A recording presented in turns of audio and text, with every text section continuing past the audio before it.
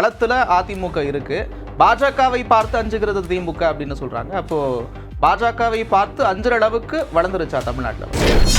பாரதிய ஜனதா கட்சியினுடைய தலைவர்கள் வந்தாதான் நான் வந்து சட்டமன்றத்தில் புகைப்படத்தை திறந்து வைப்பேன்னு சொல்லிட்டு ராம்நாத் கோவிந்தை கூப்பிட்டு வந்தாங்க.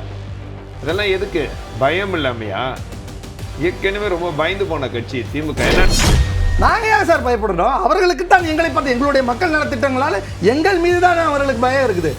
அவர்களுக்கு பயம் இருக்கிற மோடி அவருடைய ஒன்றியத்தினுடைய அமைச்சர்கள் திசை திருப்புவதற்காக கண்டதையும் பேசிட்டு இருக்காங்க. இங்க இருக்கக்கூடிய இவ்வளவு பேசுறவங்க அறிவிச்சிட்டாங்களா சார்? எடப்பாடி இப்ப பியூஷ் கோயல் பேசுறாரு, என்டிஏ கூட்டணியில ஆட்சி அமையும் சொல்லிட்டு போறாரு.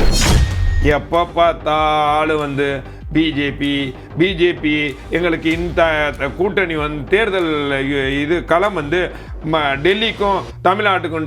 ஏன் அதிமுக பயமா? உங்களுக்கு அதிமுக எதிர்க்கிறதுக்கு ஸ்டாலினுக்கு பயமா? பிள்ளையார் சுழி போட்டாச்சா, கொடி பறக்குதா அப்படின்னு வராத ஒரு கட்சி தமிழகத்தில் அவர்களோட வந்து அவங்களுடைய பர்சன்டேஜ் என்ன, எந்த விதத்துலையும் அவங்கள பற்றி ஒரு நிலைப்பாடே என்னன்னு தெரியாத ஒரு கட்சியை கூட்டணிக்கு கூப்பிட்டது எங்களுடைய முதல்வரா இல்லை அவர்களான்றதை யோசிப்பாங்க. கொள்கை எதிரின்னு சொன்னா கூட நேரடியாக பாரதிய ஜனதா கட்சியை எதிர்க்கல. தாவேகாவுக்கு பாஜக எதிரி இல்ல, எதிரியா இருக்காங்களா இல்லையாங்கன்னு தெரியல. எதிரியா இருப்பது மாதிரி எனக்கு தெரியல. சிலிண்டர் விலையை ஏற்றி நாங்கள் இலவசமாக மக்களுக்கு கொடுக்க வேண்டிய அந்த உரிமை தொகையை முன்பே நாங்கள் கொடுத்த அந்த 5000 பணத்தை புடுங்கிறதுக்காக 60 ரூபா விலையை ஏற்றிருக்காருன்றத என்னுடைய அச்சம் அல்ல. நீங்கள் சொல்கிறீர்கள் அவர் வந்து மகாசக்தி, அவர் விஸ்வகுருவா இல்லை விலையேற்ற குருவான்றதை மக்கள் முடிவு செய்வாங்க. வணக்கம் நேயர்களே, இது வார் ரூம். பாஜகவினுடைய வளர்ச்சியை பார்த்து திமுக அதிர்ச்சியில் இருக்கிறது என்கிறார் பிரதமர் நரேந்திர மோடி. மறுமுனையில் தேர்தல் கால டூரிஸ்டாக பிரதமர் அடுத்தடுத்து தமிழ்நாட்டுக்கு வருகிறார். அவர் எத்தனை முறை வந்தாலும் தமிழ்நாட்டில் ஒன்றும் செய்ய முடியாது என்கிறது திமுக. பிரதமருடைய அடுத்தடுத்த வருகை தமிழகத்தில் அவருடைய வியூகம் பலனளிக்குமா என்பது தொடர்பாக விவாதிப்போம். அரங்கில் நம்மோடு அதிமுக தரப்பில் திரு ஜவஹர் அலி, அதே போல திமுக தரப்பில் திரு பழ செல்வகுமார் இணைகிறார்கள். இருவரையும் வரவேற்பதில் மகிழ்ச்சி. முதல்ல ஜவஹர் அலி, பாஜகவுடைய வளர்ச்சியை பார்த்து திமுக அதிர்ச்சி அடையுது அப்படின்னு நரேந்திர மோடி சொல்றார் பிரதமர். பாஜகவுடைய வளர்ச்சி எப்படி இருக்குன்னு பார்க்குறீங்க அதிமுகவில்? பாரதிய ஜனதா கட்சி நல்லா வளர்ந்துக்கிட்டு வர்ற கட்சி. அதுவும் இந்தியாவில் வந்து 19 மாநிலத்தில் ஆட்சி செய்கிறாங்க. தமிழ்நாட்டிலையும் மிகப்பெரிய அளவில் வளர்ந்துக்கிட்டு இருக்காங்க. குறிப்பாக வந்து திமுகவுக்கு அதனுடைய தலைவர் ஸ்டாலினுக்கு வந்து என்டிஏ கூட்டணி கட்சிக்கு பார்த்து மிகப்பெரிய அளவில் பயந்து போயிருக்காங்க. அதுக்காண்டி ஏதோ திசை திருப்புற வேலைகள் எல்லாம் ஸ்டாலின் தொடர்ந்து செஞ்சுக்கிட்டு வர்றாரு. அதெல்லாம் எடுபடாது. இந்த தேர்தலில் அனைத்து இந்திய அண்ணா திராவிட முன்னேற்ற கழக தலைமையிலான இந்த கூட்டணி மாபெரும் வெற்றி பெறும். மிகப்பெரிய தோல்வியை திமுக சந்திக்க போகிறாங்க. ஏன்னா அந்த அளவுக்கு இவங்க திமுகவில் வந்து எவ்வளோதான் பெரிய ஒரு மெகா கூட்டணி அமைச்சா கூட அதை விட பெரிய கூட்டணி மக்கள் கூட்டணி. அந்த மக்கள் கூட்டணி எப்படி இருக்குன்னா, இந்த அரசுக்கு எதிரான ஆன்டி இன்கம்பன்சிங்கிற சொல்லக்கூடிய இந்த அரசுக்கு எதிரான மனநிலை வந்து மிக மோசமாக இருக்குது. அதாவது வந்து ஸ்டாலின் சொல்கிறார்ல, அவுட் ஆஃப் கண்ட்ரோல், டெல்லிக்கும் எனக்கும் அவுட் ஆஃப் கண்ட்ரோல்னு சொல்கிறார்ல. ஆனால் இன்றைக்கி தமிழ்நாட்டை பொறுத்த வரைக்கும் சட்டம் ஒழுங்கு இந்த முதலமைச்சர்கிட்ட அவுட் ஆஃப் கண்ட்ரோல் இருக்குது. பெண்களுக்கு எதிரான பாலியல் வன்கொடுமை இந்த முதலமைச்சருக்கு அவுட் ஆஃப் கண்ட்ரோல் இருக்குது. ஊழல் அவுட் ஆஃப் கண்ட்ரோல் இருக்குது. இன்றைக்கு lockup death out of control இருக்குது. எல்லா வகையிலையும் லஞ்சம், லாவணியம், கொள்ளைகள் எல்லாம் அவுட் ஆஃப் கண்ட்ரோல் இருந்து ஒரு பொம்மை முதலமைச்சராக தமிழ்நாட்டில் ஸ்டாலின் இருக்கிறார். அதெல்லாம் மக்கள் வந்து பார்த்துக்கிட்டே இருக்கிறாங்க. அதற்கான சரியான நேரத்தில் தான் தேர்தல் என்பது இருக்கிறாங்க. அதனால் மிகப்பெரிய வெற்றி பெறுவான். அவுட் ஆஃப் கண்ட்ரோல் அப்படின்றது அவருடைய விமர்சனம், அவருடைய பார்வை ஒரு பக்கம் இருக்கட்டும். அதிமுக பாஜகவோட கண்ட்ரோலில் இருக்குன்னு சொல்கிறாங்களே, அதுக்கு என்ன சொல்ல வரீங்க? அதே நேரத்தில் பாஜக வளர்ந்து வரக்கூடிய கட்சி அப்படின்னு சொல்கிறீங்க. இப்போ களத்தில் அதிமுக இருக்குது, பாஜகவை பார்த்து அஞ்சுகிறது திமுக அப்படின்னு சொல்கிறாங்க. அப்போது பாஜகவை பார்த்து அஞ்சுற அளவுக்கு வளர்ந்துருச்சா தமிழ்நாட்டில் பாஜக? இல்லை, பொதுவாக பாரதிய ஜனதா கட்சிங்கிறது ஒரு சாதாரண சக்தி இல்லை சார். நான் தான் ஏற்கனவே சொன்னேன், இந்தியாவை 3 முறை ஆட்சி செய்யக்கூடிய ஒரு மகா சக்தி. அப்படிப்பட்ட கட்சியை பார்த்து இவர் வந்து வேண்டுமென்றே வந்து முன்னாடியெல்லாம் என்ன பண்ணார், அந்த சக்திக்கு எதிராக முன்னாடி பலூன் விட்டவர், கருப்பு பலூன். அதற்கப்புறம் வெள்ளைக்கொடியை பிடிச்சிட்டு போனார். பாரதிய ஜனதா கட்சியினுடைய தலைவர்கள் வந்தால் தான் கருணாநிதியினுடைய படத்தை திறந்து வைப்போம்னு சொல்லிட்டு வெங்கையா நாயுடு கூப்பிட்டாங்க. பாரதிய ஜனதா கட்சியினுடைய தலைவர்கள் வந்தால் தான் நாங்கள் வந்து நாணயத்தை வெளியிடுன்ட்டு ராஜ்நாத் சிங்கை கூட்டு வந்தாங்க.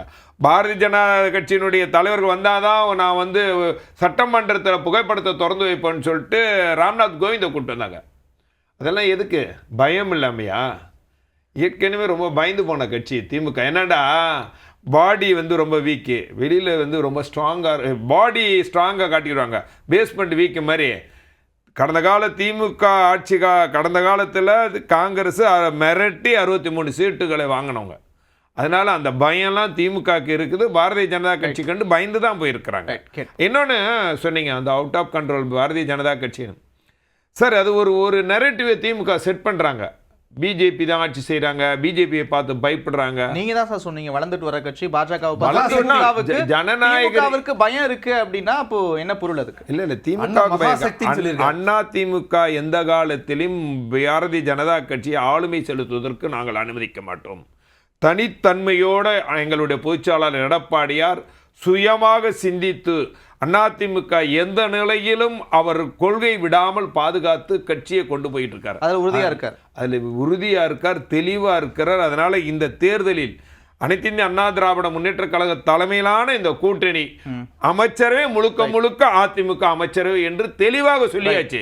அதனால எங்களை யாரும் மிரட்டவோ அடிபணிய வைக்கவோ எங்களை முடியாது. ஆனால் திமுக இன்றைக்கு மிரட்டப்பட்டிருக்காங்க. யாரால? காங்கிரஸால. அதனால்தான் கூட்டணி காங்கிரஸ் சேர்ந்துட்டேன்னு சொல்லிட்டா கூட இது வரைக்கும் மோடி ராகுலோ சோனியா காந்தியோ எந்த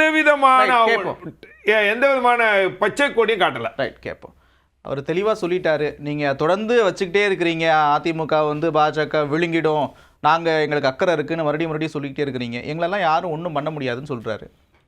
அவர் சொன்னார்ல மகாசக்தி, பாஜக வந்து மகாசக்தினர் அண்ணா சொல்லும்போது பேசும்போது, அதான் இல்லை இருக்கட்டும், மகாசக்தியாகவே இருக்கட்டும், மகாசக்தியோ பராசக்தியோ, நான் சொல்ல வருது ஒரே ஒரு கருத்து தான். இது யாருடைய கோட்டை நீங்க சொல்றீங்கன்றது மக்கள் பார்த்துக்கிட்டு இருப்பாங்க. ஒரு விஷயத்தை நல்லா புரிஞ்சுக்கணும். இந்த தேர்தல் வந்த பிறகு இந்த பயம் யாருக்கு வந்திருக்குதுன்னா, தமிழ்நாட்டுக்கு யாரு தேர்தல் வந்த பிறகு ஃப்ளைட் ஏறாங்களோ அவங்களுக்கு அந்த பயம் வந்திருக்கு. இத்தனை நாட்கள் தமிழ்நாடு வெள்ளத்தில் தத்தளித்த போது, இங்கே இருக்கக்கூடிய இயற்கை பேரிடர்களால் மக்கள் பெரிய அளவில் பாதிக்கப்பட்ட போது வராத பிரதமர் தேர்தல் வந்த பிறகு ஃப்ளைட் ஏறாருன்னா அவருக்கு யார் மேலே பயம்னா முத்துவேல் கருணாநிதி ஸ்டாலின் மீது பயம். அந்த பயத்தோட வெளிப்பாடு தான் நொடிக்கு ஒரு முறை தமிழ்நாட்டுக்கு வந்து எல்லா மாநிலத்துக்கும் போறாரு. அதாவது மட்டுமே வரல. அதுதான் நான் சொல்றேன், தேர்தலுக்கு தானே போறாரு. அந்த 56 இன்ச்சு மார்பு தேர்தல் எந்தெந்த மாநிலங்கள் நடக்குதோ அப்போ மட்டும்தான் போய் அவருடைய மார்பை விரித்து காட்டுகிறார். பாஜக வந்திருக்கிறது, நலத்திட்டங்கள் செய்ய வந்திருக்கிறோம். இப்போ கூட வரதுக்கு முன்னாடி பார்க்குறோம், பியூஷ் கோவில் வந்து 1500 கோடி ரூபாய் திட்டங்கள் என்பது தேர்தல் வந்தப்போ ரோட்டில் நின்று அறிவிக்கிறது இல்லை, பட்ஜெட்டில் அறிவிக்கிறோம். நாட்டை ஆளக்கூடிய கட்சி 9 முறை நாட்டில் பட்ஜெட்டை நீங்கள் தாக்கல் செய்திருக்கீங்க. பட்ஜெட்டில் சொல்ல வேண்டியதுனா தமிழ்நாட்டுக்கு இவ்வளோ தரோன்னு ஏன் சொல்லலை? அப்போ தமிழ்நாட்டை வஞ்சித்து விட்டு இங்கே வந்து ஏர்போர்ட்டில் இறங்கி தமிழ்நாட்டுக்கு நாங்கள் யானையை தரோம் பூனையை தரோம்னா யார் நம்புவா?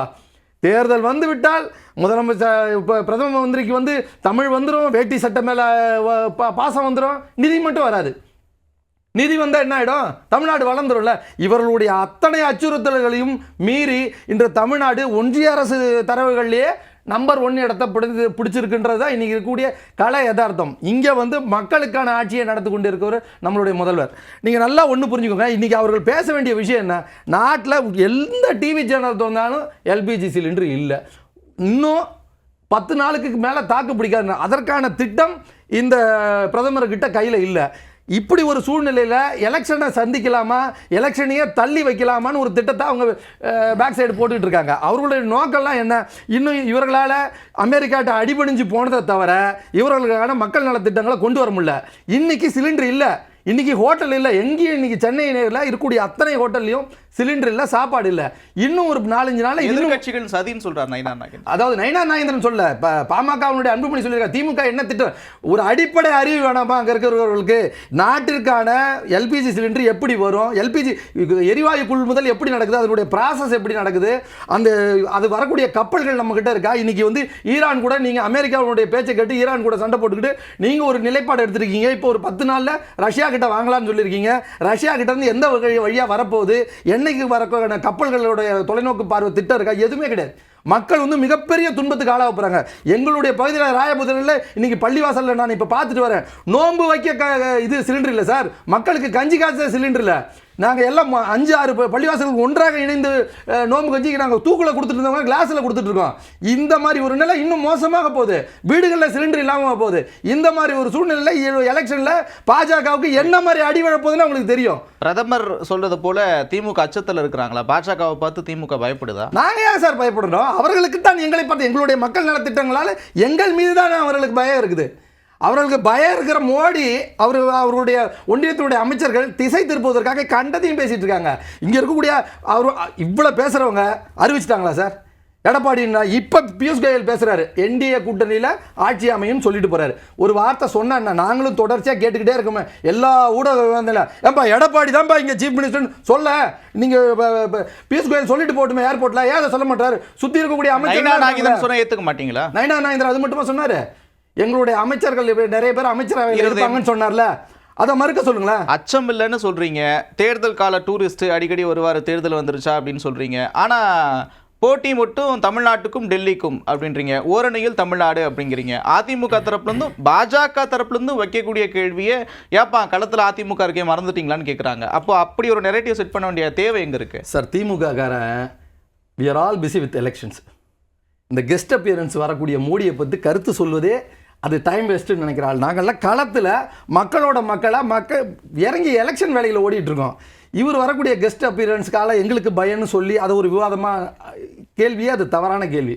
ரெண்டாவது, நீங்கள் கேட்ட அந்த அவர்களுடைய திட்டங்கள் வந்து இன்றைக்கி அவர்கள் சொல்லக்கூடிய திட்டங்கள் வந்து ஏதாவது ஒரு வகையில் மக்கள் வந்து இல்லையே இவங்க சொன்னது சரின்னு ஒன்று சொல்கிற மாதிரி இருக்கா? இல்லை சார், பாயிண்ட் என்னன்னா, அப்போ ஏன் அவ்வளவு அச்சம்? தமிழ்நாட்டுக்கும் டெல்லிக்குமான போட்டின்ற ஒரு நிலைப்பாட்டை எடுக்கிறதுக்கு எங்க தேவை எழுது? உங்களுக்கு இருக்கக்கூடிய ஒரு பிரதான எதிர்க்கட்சியாக இருந்த எடப்பாடியார் அவர்கள் மக்கள் நல பிரச்சனைகளை மறந்துவிட்டு அவர்களுடைய சுயநலம், அவர்களுடைய அமைச்சர்களுடைய நலனை போற்றி அவர்கள் அதை பற்றி பேசாமல் இந்த இடத்துல கூட்டணி கட்சியினுடைய முடிவுகளை வெளியில் எடுக்க ஆரம்பிச்சபோது எங்களுக்கான எது என்பதை டெல்லின்றதை அவங்க தான் தீர்மானிச்சாங்க. இங்கே இருக்கக்கூடிய எடப்பாடி எங்களை கண்டித்து ஆர்ப்பாட்டமோ இல்லை எங்களுடைய ஏதாவது ஒன்று நீங்கள் அதை ஒரு ஜனநாயக ரீதியில் அவர்களுடைய எதிர்ப்பை பதிவு செய்திருந்தாங்களா? அதிமுகன்ற ஒரு கட்சி வந்து இருந்திருக்கும். நீங்கள் நல்லா புரிஞ்சுக்கோங்க, இந்த இரண்டு கட்சிகளுக்கான போட்டி கடந்த 25-30 ஆண்டுகளாக என்ன இருந்திருக்குன்னா, மக்கள் நல திட்டங்களை தான் போட்டி போட்டுக்கிட்டு நாங்கள் இது கொடுத்தோமா, நீங்கள் டிவி கொடுத்தீங்களா, நாங்கள் ஒன்று கொடுக்குறோம், இப்படி இந்த இரண்டு கட்சிகளுக்கான ஆரோக்கியமான போட்டி இருந்தது. அந்த போட்டியினுடைய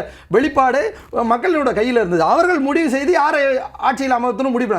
இன்னைக்கு அந்த ஒரு போட்டியிலிருந்து அவர்கள் விலகி போய் இன்னைக்கு திருப்பரங்குன்றத்தில் இந்து முன்னணி மாநாட்டில் கழகங்கள் இல்லாத ஆட்சின்னு பேசுகிற இடத்துல திராவிடத்தை ஒழிப்போம்னு சொல்லக்கூடிய ஒரு ஆட்சியில் அவருடைய அமைச்சர்களெல்லாம் போய் உட்காரக்கூடிய ஒரு சூழ்நிலை இருக்குல்ல, அந்த கட்சி தன்னுடைய பலத்தை இழந்துருச்சு.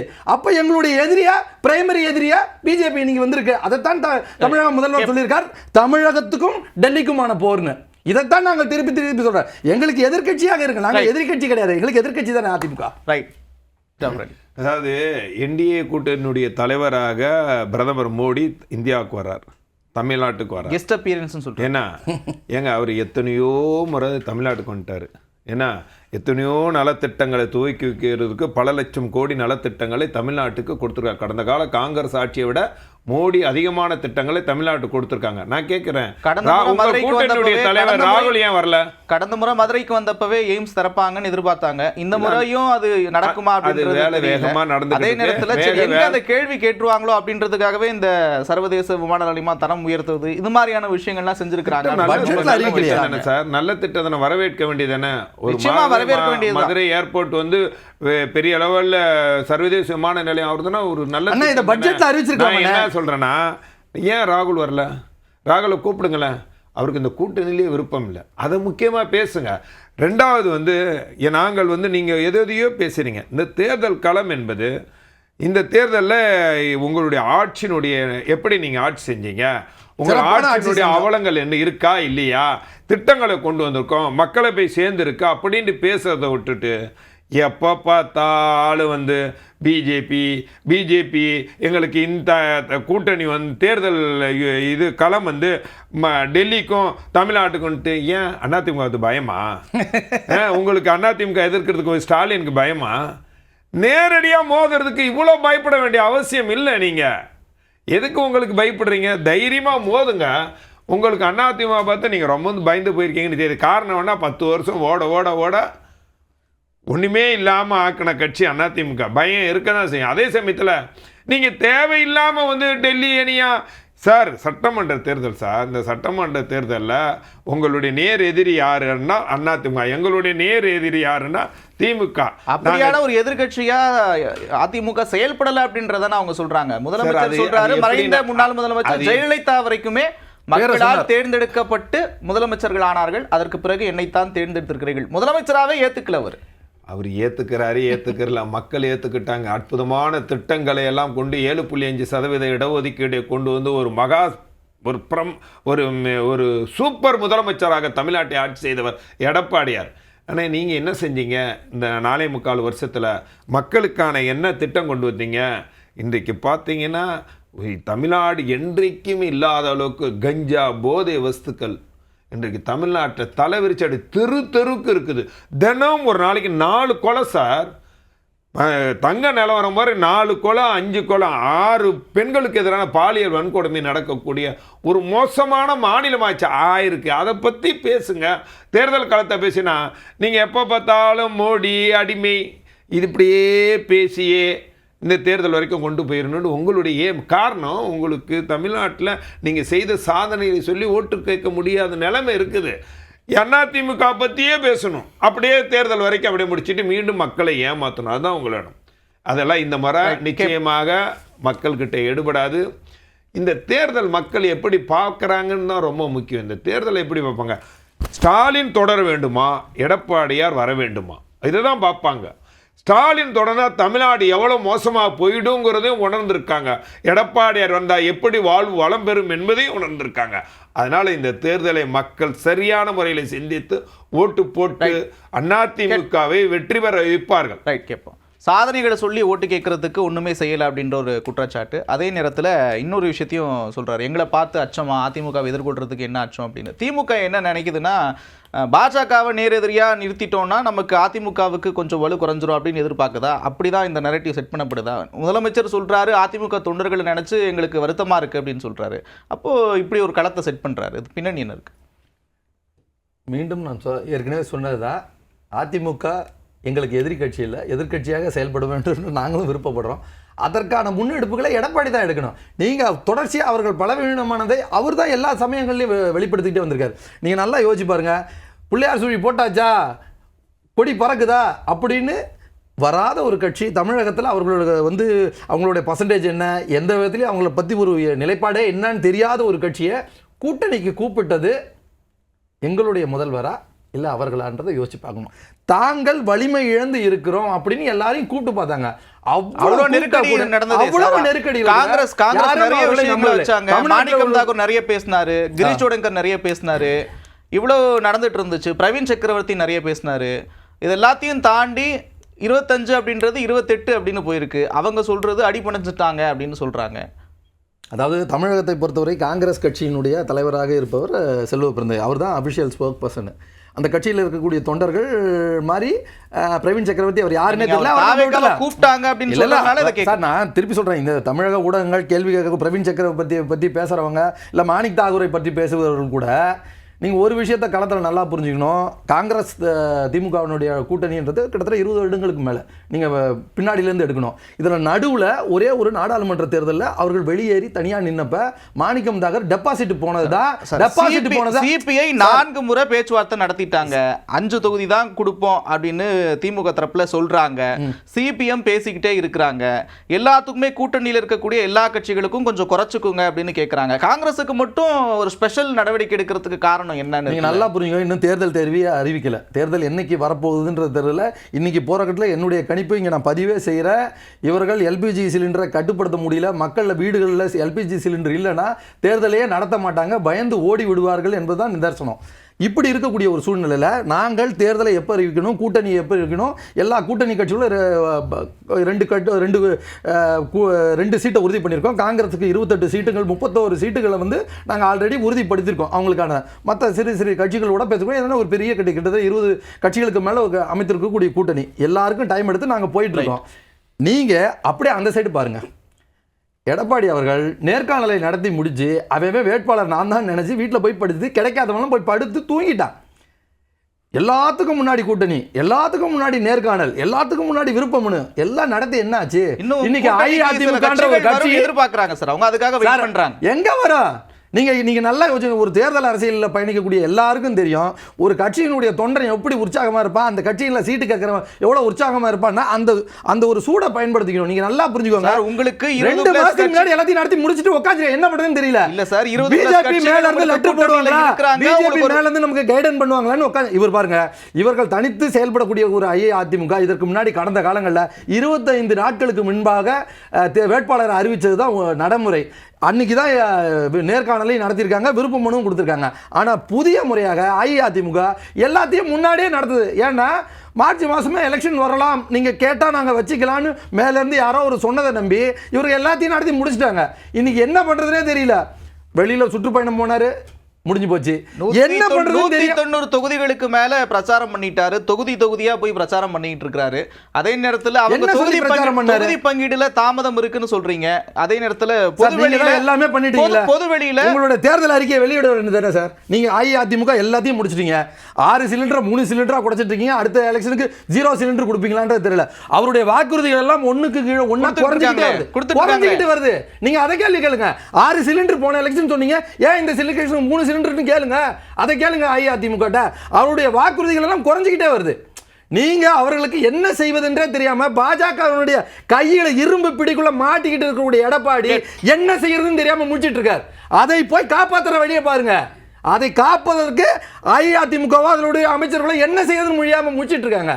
அவருடைய இரும்பு கரத்துல இருந்து வெளியே வந்து நீங்க கட்சியை காப்பாத்துங்க, அப்புறம் நீங்க தமிழ்நாட்டு மக்களை காப்பாத்தலாம். தொகுதி பங்கீடு அவங்க பக்கம் இன்னும் இழுபறியா இருக்குது, காங்கிரஸுக்கு இத்தனை அடி பணிஞ்சிட்டாங்க அப்படின்ற விமர்சனத்தெல்லாம் வச்சுக்கிட்டே இருக்கிறீங்க. அவர் என்ன கேட்கிறாருன்னா, இன்னும் நீங்க குழுவே அமைக்கலையப்பா, இன்னும் பேச்சுவார்த்தையே நடத்தலையே, அதுக்கு என்ன காரணம், ஏன் இவ்வளவு தாமதம் ஆகுதுன்னு கேட்கிறாங்க. ரெண்டாவது விஷயம், சில கட்சிகள் வருகைக்காக எதிர்பார்க்கிறோம் அப்படின்றத தொடர்ந்து சொல்லிக்கிட்டே இருக்கிறீங்க. அந்த சில கட்சிகள் அப்படின்றது தாவேக்காவா? சமீப காலமா அந்த பேச்சுலாம் நடந்துகிட்டு இருக்கு. இப்போ பேசின பியூஷ் கோயல் உட்பட அதுக்கு மறுப்பு தெரிவிக்கல. தேர்தல் களத்தை முதல் ஆளாக நின்று சந்திப்பதில் அதிமுக எப்போதுமே எந்த கட்சிகளுக்கும் முன்னணியாக இருக்கக்கூடிய ஒரு மாபெரும் மக்கள் இயக்கம். அந்த அடிப்படையில் தான் எங்களுடைய பொதுச்செயலாளரான எடப்பாடியார் 190 தொகுதிகளில் பிரச்சாரத்தை முடிச்சிட்டார். Booth committee போடப்பட்டிருக்கு. எல்லா வகையிலும் தேர்தல் களத்தை சரியான முறையில் மிக ஷார்ப்பாக நாங்கள் சந்திப்பதில் ரெடியாக இருக்கிறோம். இந்த நிலையில் கூட்டணி கட்சிகளோட பேச்சுவார்த்தை நடத்தி அதையும் சரியான முறையில் 13 கட்சிகளை ஏற்கனவே பேசி ஒரு என்டிஏ கூட்டணி இன்டாக்ட் கூட்டணியாக கட்டி வச்சிருக்கிறோம். ஆனால் இவங்க என்ன பண்ணுறாங்க, தாவேக்காக வெயிட் பண்ணுறீங்க. வெயிட் பண்ணுறேன்னா அது நாங்கள் எங்களுடைய நிலைப்பாடு நல்லா தெரிஞ்சுங்க சார். இந்த விடியாத மக்கள் வர்றதோ குடும்ப ஆட்சி நடத்தக்கூடிய இந்த திமுகவை வீட்டுக்கு அனுப்பணுங்கிறதுக்காண்டி ஒரே ஒற்றை இலக்கோட எல்லா கட்சிகளும் இணையணும் என்றுதான் எங்களுடைய பொதுச்செயலாளர் எடப்பாடியார் கோரிக்கை வைக்கிறார். அந்த அடிப்படையில் தாவேக்கா வந்தாலும் எங்களுக்கு சந்தோஷம், வர வேண்டும் என்பது பேச்சுவார்த்தை எப்படி போயிட்டு இருக்கு அது தலைமை தான் சொல்லுவார்கள். அது நமக்கு தெரிஞ்சதில்லை. ஆனால் இல்லை சார், உங்களுக்கு திரைமறைவில் நடக்கிற விஷயங்கள் தெரியும். ஏன்னா யாருமே மறுக்கல, அண்ணாமலை மட்டும்தான் டீயும் காஃபியும் கலக்காதுன்னு சொல்றாரு. நயனா நாகேந்திரன் அடுத்து மறுபடியும் இப்போ கருத்து சொல்ல முடியாதுன்னாரு. பியூஷ் கோயலும் கருத்து சொல்ல முடியாதுன்னு சொல்லிட்டாரு. அப்போ பேச்சுவார்த்தை போய்கிட்டு இருக்கா? பவன் கல்யாணம் வச்சுலாம் பேசுறதா சொல்றாங்க. இல்லை, அதை பற்றி எனக்கு உண்மையிலே தெரியாது. தெரியாத விஷயத்த நான் தெரிஞ்ச மாதிரி காட்டிக்கிறதுக்கு நான் விரும்பலை. அதே சமயம் திமுக 23 கட்சி கூட்டணி சேர்ந்து கூட பயம் பார்த்தீங்களா, எப்படா ஜெயிப்போம்மா, ஜெயிக்க மாட்டான், ரோட்டில் போகிறவன் எவனா கட்சியில் ட்ரிபாட் வச்சுருந்தானவா அப்படியே இழுத்து போடு, அதுக்காண்டி அறிவாலயத்தில் 4 பேர் அப்படியே நிற்க வச்சுருக்காங்க. யார் வந்தாலும் என்ன சார் உங்களுக்கு இவ்வளோ கட்சி வச்சு இருக்கீங்க? நான் என்ன கேட்குறேன், நீங்கள் மக்களுக்கான சிறப்பான திட்டங்களை கொண்டு கொடுத்துருக்கீங்க, மக்களுக்காக ஆட்சி செஞ்சுருக்கீங்கன்னா இவ்வளோ பொம்ப வேண்டிய அவசியம் இல்லை. தேமுதிகவா, கமல் கட்சியாவா, எல்லா கட்சிகளையும் இழுத்து போட வேண்டிய அவசியம் உங்களுக்கு என்ன வந்திருக்கு? நீங்களும் தானே சார் கூப்பிட்டு இருக்கீங்க, எல்லாரும் வாங்கன்னு கேக்குறீங்க, தாவேக்காவை கூப்பிடுறீங்க. நாங்க கேளுங்க, திமுகவுக்கு எதிராக மனநிலையில இருக்கிற எல்லாருமே ஒரு நிமிஷம், திமுகவுக்கு எதிராக இருக்கக்கூடிய எல்லாரும் எங்க பின்னாடி வாங்கன்னு கூப்பிடுறீங்க. தாவேக்கா தொடர்ந்து எங்களுடைய அரசியல் எதிரி யாரு, கொள்கை எதிரி யாருன்னு சொல்லிக்கிட்டே இருக்கிறாங்க. அப்ப அவங்க எப்படி கூட்டணிக்கு வருவாங்க? இல்லை, அவங்க ஏன் கூட்டணிக்கு வரானே, அவர்கள் ஒற்றை இலக்கு திமுக இந்த வீட்டை ஆட்சியை விட்டு பாஜகவும் எதிர்க்கிறாங்கல்ல. இல்லை, பாஜக நேரடியாக எங்கே எதிர்த்தாங்க? அதாவது அவங்க கொள்கை எதிரின்னு சொன்னா கூட நேரடியாக பாரதிய ஜனதா கட்சியை எதிர்க்கல. தாவேக்காவுக்கு பாஜக எதிரி இல்ல, எதிரியா இருக்காங்களா இல்லையாங்கன்னு தெரியல, எதிரியா இருப்பது மாதிரி எனக்கு தெரியல. ஏன்னா அந்த நிலைப்பாடு, அதனால நேரடியாக பாரதிய ஜனதா கட்சியை எதிர்க்கவே இல்லை அவங்க இதுவரைக்கும். ஆனால் இப்ப நிலவரம் என்ன, உங்களுக்கும் திமுக வீட்டுக்கு அனுப்பணும், எங்களுக்கும் திமுக வீட்டுக்கு அனுப்பணும். அப்போ ஒன்னா சேர்ந்து ஒரு ஏன்னா 23 கட்சிகள் கூட்டணி சேர்ந்திருக்காங்க. நான் மீண்டும் மீண்டும் சொல்றது, நீங்கள் சிறந்த ஆட்சியை கொடுத்து மக்களுக்கான திட்டங்களை கொண்டு வந்திருந்தீங்கன்னா இவ்வளோ கட்சிகள் இருந்துட்டா பம்மு வேண்ட தேவையில்லை. நீங்க காலில் போய் விடுவாங்க. கனிமொழி அனுப்பி போய் சோனியா கிட்ட பேச வைக்கிறீங்க, கனிமொழி அனுப்பி ராகுல் கிட்ட கேட்குறீங்க. இது வரைக்கும் அவங்க கிரீன் சிக்னல் இந்த கூட்டணி அங்கே ஏற்றுக்கிட்டோன்னு ஒரு வார்த்தை வாழ்த்து ஏதாவது சொன்னாங்களா? இல்லை. இன்னும் அந்த கூட்டணியில் மிகப்பெரிய குழப்பம் இருக்கு. கம்யூனிஸ்டுகள் பிரச்சனை பண்றாங்க, இன்னும் சொல்ல முஸ்லீம் லீக் கட்சிகள்லேயே பிரச்சனை இருக்குது, இன்னும் சொல்ல போனால் விசிகா எங்களுக்கு இரட்டை இலக்கில சீட்டு வேணும்னு கேட்குறாங்க. இவ்வளோ ஆனா எங்க கூட்டணியில் பிரச்சனைங்கிறதே இல்லை. நாங்க அந்த அடிப்படையில் தான் நீங்க பாத்தீங்கன்னா இது 3வது கூட்டம் இன்னைக்கு நடக்க போகுது. 3வது தேசிய ஜனநாயக கூட்டணியினுடைய தலைவர்கள் எல்லாம் சேர்ந்து 3வது கூட்டத்தை பாண்டிச்சேரி சேர்த்தா 4வது கூட்டம் நடத்த போகிறோம். ஒரே ஒரு கூட்டம் உங்களால் எல்லா கூட்டணி கட்சி தலைவர்கள் இன்னைக்கு கூட்டு போய் நிற்க வைக்க முடியுதா? ஒரே ஒரு முறை நிற்க வை, இங்கிச்சு பாருங்க பார்ப்போம். அதன் பிறகுதான் உங்களுடைய கூட்டணி இருக்கா இல்லையா. அப்போ ஒரு ஜீபும்பா காட்டுறீங்க, ஜீபும்பா காட்டி எப்படியாவது நாம வந்து ஒரு பெரிய மகா கூட்டணி அமைச்சிட்டோம் அப்படின்னு. ஆனால் ஒரே ஒரு விஷயம் சொல்லிடுறேன், நீங்க எத்தனை கட்சிகள் கூட்டணி அமைச்சாலும் சரி, இன்றைக்கு இந்த அரசுக்கு எதிரான மக்களுடைய மனநிலை மிகப்பெரிய அளவு இருக்கு. உங்களுடைய கூட்டணி எல்லாம் தூள் துளாக்கி விடுவார்கள் மக்கள். இந்த தேர்தல் களம் என்பது மக்களுக்கும் இந்திய கூட்டணிக்கும் எதிரான யுத்த களம் தான் இந்த தேர்தல். கேட்போம். கிரீஷ் சோடங்கர்னு ஒரு பொறுப்பாளரை நியமிக்கிறாங்க. ஆனா கேசி வேணுகோபால் வந்து பேசி, அதுக்கப்புறம் ப. சிதம்பரம் போய் பேசி ஒரு தொகுதி பங்கீடு எல்லாம் இறுதி நடக்குது. இப்போ எங்க என்ன இந்த கேள்வி எழுதுன்னா, கிரீஷ் சோடங்கரோட அந்த பிரச்சனை முடிஞ்சிருது அப்படின்னா இந்த கேள்வி எழுந்திருக்காது. இத்தனை தலைமைகள்லாம் வந்ததுக்கு அப்புறமும் கூட ராகுல் இது வரைக்கும் அவர் சொன்னது போல ஒரு வாழ்த்து கூட சொல்லல, எந்த ஒரு விஷயத்தையுமே அவர் முன்னெடுக்காம இருக்கிறார் அப்படின்ற அதிருப்தியில் இருக்கிறாரா ராகுல்? நிச்சயமாக கிடையாது. அதாவது கடந்த காலங்களில் நீங்கள் பார்த்தீங்கன்னா திராவிட முன்னேற்ற கழகத்தினுடைய காங்கிரஸ் கூட்டணி பேச்சுவார்த்தை நடத்தவர்களுடைய தலைவர்கள் எல்லாமே பெரிய பெரிய தலைவர்கள் தான். எனக்கு தெரிந்ததை சொல்கிறேன், மன்மோகன் சிங் வந்திருக்காரு, பிரணாப் முகர்ஜி வந்திருக்காரு, ராஜஸ்தானில் இருக்க அந்த அசோக் கெலட் அவர் வந்திருக்காரு. அந்த மாதிரி வந்து சீஃப் மினிஸ்டர்ஸ் அந்த கிரீஷ் சோடங்கரை அறிவிச்சாங்க. அவருக்கு ப்ராபப்ளி இங்கே இருக்கக்கூடிய காங்கிரஸ் அவர்கள் கூட இருந்த முரணா இல்லை என்ன அவர்களுக்குள்ள நடந்ததுன்றது தெரியல. போன பர்த்டேக்கும் பிரதர் கூட மிஸ் ஆகுது. ஹாப்பி பர்த்டே பிரதர்ல இந்த முறை பிரதர் இல்லையே. இல்லை, நீங்கள் வந்து அந்த பிரதர் இல்லைன்றதை பார்க்குறீங்க. நாங்கள் பார்க்குறது என்னென்னா, இங்கே இருக்கக்கூடிய காங்கிரஸ் கட்சியினுடைய மனநிலை என்ன, அவர்கள் எங்களுடைய வெற்றிக்காக பாடுபட எல்லாரும் களத்தில் கரங்கோக்க தயாராக இருக்கும்போது அவர்களுக்கான சீட் என்ன வேணுன்றதை களத்தில் இருக்கக்கூடிய இங்கே இருக்கக்கூடிய தலைவர் முடிவு செய்திருக்கார். அவர்கள் பேச்சுவார்த்தை நடத்தி 28 என்பதை மகிழ்ச்சியோடு நாங்கள் சொல்கிறோன்றதை கிரீஷ் சோடங்கர் நீங்கள் சொன்னால் அதே கிரீஷ் சோடங்கரை வச்சுக்கிட்டு தான் சொல்லிட்டு போயிருக்காங்க. அவர் சொல்லாமல் இவர் மட்டும் செல்வபுரத்தங்க வந்து சொல்லியிருந்தாருன்னா நீங்கள் கேட்குற ஒரு கேள்வியில் நியாயம் இருக்குது. அப்படிலாம் ஒரு குழப்பமும் கிடையாது. ராகுலும் மகிழ்ச்சியில் இருக்கிறார், அங்க இருக்கக்கூடிய கிரீஷ் சோடங்கரும் மகிழ்ச்சியில் தான் இருக்கிறார். ஒன்றை புரிந்து கொடுங்கள், நான் திருப்பி கேட்கிறேன். அவர் சகோதரர் வந்து நாங்கள் பலமாக இருக்கிறோம், நாங்கள் வந்து மக்கள் நலத்திட்டங்களை நீங்கள் செஞ்சது என்ன, நான் கேட்குறேன். இன்னைக்கு சிலிண்டர் விலையை ஏற்றி நாங்கள் இலவசமாக மக்களுக்கு கொடுக்க வேண்டிய அந்த உரிமை தொகையை முன்பே நாங்கள் கொடுத்த அந்த 5000 பணத்தை புடுங்கிறதுக்காக 60 ரூபா விலையை ஏற்றிருக்காருன்றத என்னுடைய அச்சம் அல்ல. நீங்கள் சொல்கிறீர்கள் அவர் வந்து மகாசக்தி, அவர் விஸ்வகுருவா இல்லை விலையேற்ற குருவான்றதை மக்கள் முடிவு செய்வாங்க. மக்களுக்கு நிறைவு களம். அதாவது வந்து நான் ஒரே ஒரு கருத்தை நான் சொல்றேன். இங்கே நடக்கிறது தமிழ்நாட்டுக்கும் டெல்லிக்குமான போர். இந்த போரில் மாண்புமிகு முத்துவேல் கருணாநிதி மிகப்பெரிய வெற்றி, நாங்கள் 200 தொகுதிகளுக்கு மேல வெற்றி பெறுவோன்றதான் கலை யதார்த்தம். நிறைவு கருத்து. களம் எப்படி இருக்கு? அதாவது களம் என்று பார்த்தீங்கன்னு வைங்களேன், தெளிவான மக்கள் ஒரு அணியாகவும் திமுக ஒரு அணியாகவும் இருக்கிறான்னு தான் நான் பார்க்குறேன். அவர் சொல்றாரு, இப்போ இன்னைக்கு யுத்த களம் ஏற்படும் பொழுது இது மாதிரி கிரைசஸ் எல்லாம் ஏற்படுது வழக்கமான ஒன்று. ஆனால் அதை சரி செய்ய வேண்டியது மத்திய அரசாங்கத்துக்கும் பொறுப்பு இருக்கும், மாநில அரசாங்கத்துக்கும் பொறுப்பு இருக்கும். மாநில அரசாங்கத்தை இதை தட்டி கழிச்சிட முடியாது. பொறுப்பை உணர்ந்து நீங்கள் கொடுத்த களத்தை பொறுத்த வரைக்கும் தெளிவாக சொல்கிறேன், அதிமுகவுக்கு ஆதரவான நிலையில் மக்கள் இருக்காங்க. என்டிஏ கூட்டணி மாபெரும் வெற்றி பெறும். இந்த திமுக 2000 எப்போனா அவங்க வந்து இப்போ சொல்கிறாங்களே, நாங்கள் வந்து ஆட்சியில் வந்து பல்வேறு திட்டங்களை கொண்டு வந்துட்டோம், இவ்வளோ சிறப்பாக ஆட்சி கொண்டு வந்தோம். இதெல்லாம் வந்து 2011 சொன்னாங்க. மைனாரிட்டி கவர்மெண்ட் 6 வருஷம் 5 வருஷம் நடத்தி கூட சொன்னாங்க 2006லேருந்து 2011 வரைக்கும். ஆனால் மக்கள் என்ன எதிர்க்கட்சியாக கூட வர வைக்கல. எதிர்க்கட்சியாக கூட வர முடிய சூழ்நிலையை உருவாங்க. அதே நிலை அதை விட ஒரு மோசமான ஆன்டி இன்கம்பன்சி ஸ்டாலின் ஆட்சி காலத்தில் ஏற்பட்டிருக்கு. சாதாரண போராட்ட களமாக இருக்குது. செவிலியர்கள்லேருந்து டாக்டர்லேருந்து அரசு ஊழியர்கள்லேருந்து இடைநிலை ஆசிரியர்களது ஒவ்வொருத்தரும் போராடிக்கிட்டு இருக்கக்கூடிய சூழ்நிலையை உருவாக்கி காரணம் என்னண்டா பொய்களை சொல்லி மக்களை ஏமாற்றி ஆசை வார்த்தைகளை சொல்லி ஆட்சிக்கு வந்தவர்கள் அதை செய்ய முடியாமல் திணறிக் கொண்டிருக்கிறார்கள். இதற்காக சரியான பாடத்தை இந்த தேர்தலில் மக்கள் கொடுக்க போறாங்க. நாங்கள் தான் பிரம்மாண்டமான கூட்டணி, நாங்கள் தான் வலிமையான கூட்டணி என இருதரப்பும் சொல்கிறார்கள். மக்கள் யாரை தேர்ந்தெடுக்க போகிறார்கள் என்பதை பொறுத்திருந்து பார்க்கலாம். அமர்வில் பகிர்ந்து கொண்டு கருத்துக்களை பகிர்ந்து கொண்ட இருவருக்கும் நன்றி. பார்த்த நேயர்களுக்கும் நன்றி.